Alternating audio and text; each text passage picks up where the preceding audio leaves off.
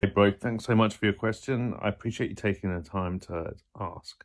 I've got to really emphasize this isn't coming from a place of shame or shade or judgment on people that are addicted to pornography. But have a think about it for just a minute.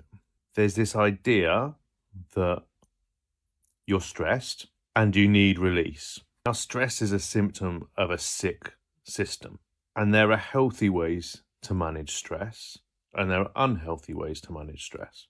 And any of those substances that I mentioned are habit forming, and to rely on anything external, which forms an addiction, means that you're not the master. You're not the one that's in control. Something else is. What it sounds like you're saying is that there's nothing detrimental about being addicted to pornography. And with all the love in the world, I've got to challenge that, because being addicted to anything is not a healthy way to live your life.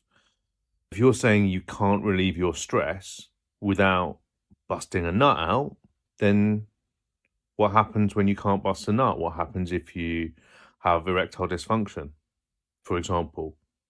What happens if you're away from porn? What happens if you get so reliant on porn that you can't reach orgasm with your partner? And that's going to diminish the intimacy that you share between you and your partner. I think it's a subtle form of mind control that we're under, that all of the things that I mentioned in that last video are really easy access. And because they're so easy to access, they make us weaker and less resilient. And that's not what I'm about. I'm about being self-sufficient and resilient and strong.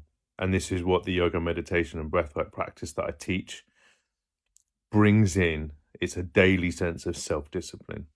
Just bear that in mind, because this natural function, our sexual release, has been corrupted a little bit by an industry in order to make money. You're being advertised to on a porn website. That ain't cool in my book. It's a form of slavery and mind control.